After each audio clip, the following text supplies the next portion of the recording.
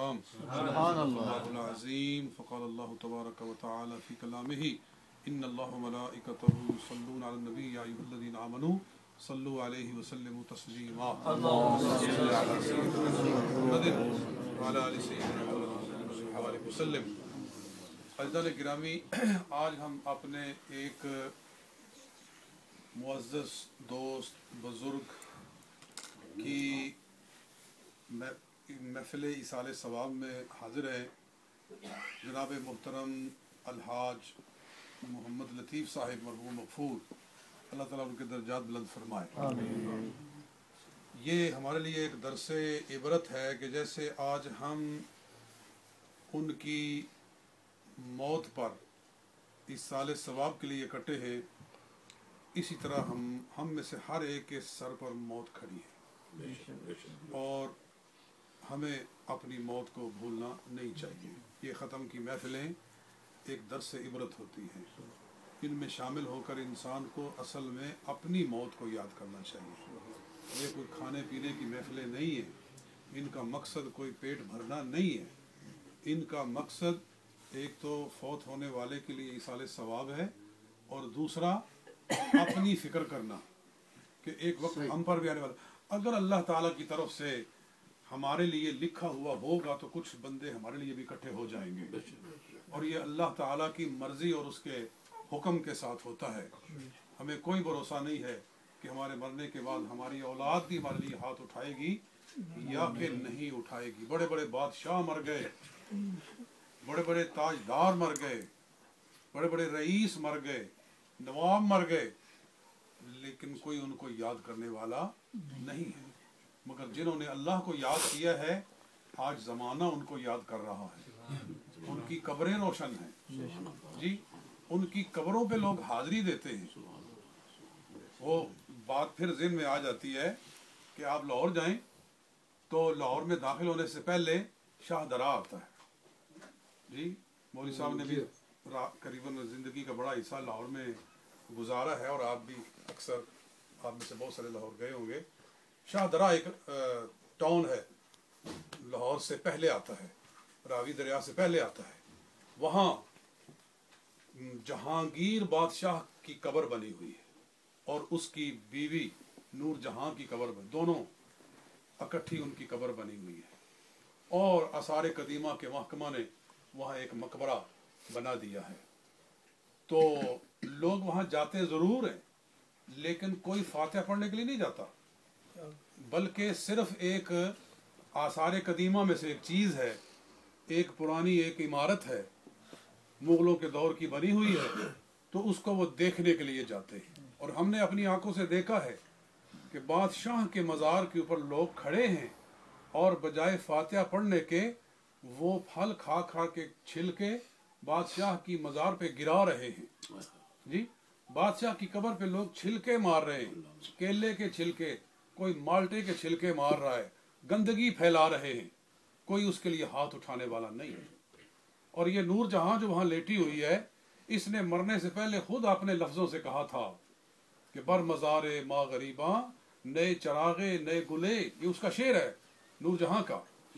بر مزار ما غریباں نئے چراغے نئے گلے، نئے پرے پروانہ سوزد نئے نوائے بلبلے. کہ جب ہم مر جائیں گے تو ہماری حالت یہ ہوگی کہ ہم غریبوں کے مزار پر بر مزار ما غریباں نئے چراغے نئے گلے، نہ کوئی چراغ جلائے گا نہ کوئی پھول رکھے گا. نئے پرے پروانہ سوزد، نہ کسی پروانے کا پر جلے گا. نئے نوائے بلبلے، نہ کسی بلبل کی وہاں صدا آئے گی. بلبل تو پھول پر آتی ہے نا، جب پھول ہی نہیں ہوگا تو بلبل کہاں آئے گی.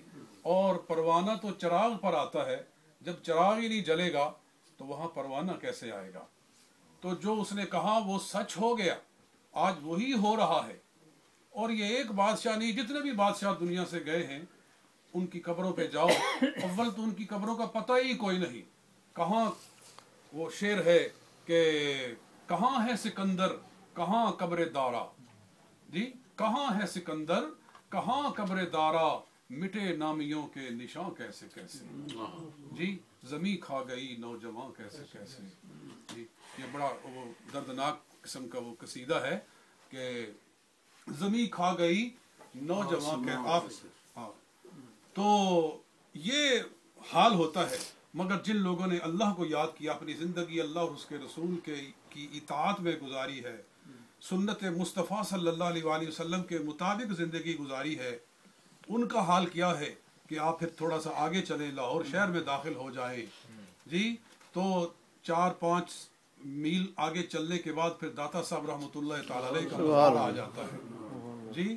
داتا صاحب چلے جائیں، آپ دن کے 12 بجے چلے جائیں، آپ رات کے 12 بجے چلے جائیں، 24 گھنٹوں میں سے جس گھنٹے کے اندر بھی آپ وہاں چلے جائیں، آپ کو 20 سینکڑوں لوگ قرآن پاک پڑھتے ہوئے نظر آتے ہیں جی. تو یہ اللہ نے ہمیں یہ 2 نقشے ایک ہی شہر میں دکھائے ہیں کہ ایک وہ بادشاہ تھا کہ جس کے وہ سمجھتا تھا کہ میرے حکم کے بغیر کوئی چڑیا پر نہیں مار سکتی، کوئی پتا نہیں ہل سکتا، اس کا وہ حال تھا، اور آج اس کا یہ حال ہے. اور داتا صاحب رحمۃ اللہ علیہ کوئی فوج لے کر لاہور میں نہیں داخل ہوئے تھے کہ انہوں نے فتح کر لیا تھا لاہور کو، نہیں، وہ تو ایک سادی سی صورت کے ساتھ داخل ہوئے تھے اور دریا کے کنارے بیٹھ گئے تھے، اور آج بڑے بڑے بادشاہ آ کر اپنے سر وہاں جھکاتے ہیں جی. بادشاہوں کے سر، تو اللہ تعالی جو خدا کے آگے سر جھکاتا ہے، اللہ کائنات کا سر اس کے آگے جھکا دیتا ہے. تو حکم از تو ہم گردن از حکم داور مپیچ کے گردن نہ پیچد ز حکم تو ہیچ. تو یہ موت کا ایک عبرت کا ایک نشان ہے، یہ موت کا ایک درد. سرکار دو عالم صلی اللہ علیہ وسلم فرماتے ہیں کفاک بالموت واعظا، تیرے لیے موت سب سے بڑی نصیحت ہے، تیرے لیے موت سب سے بڑی نصیحت ہے جی.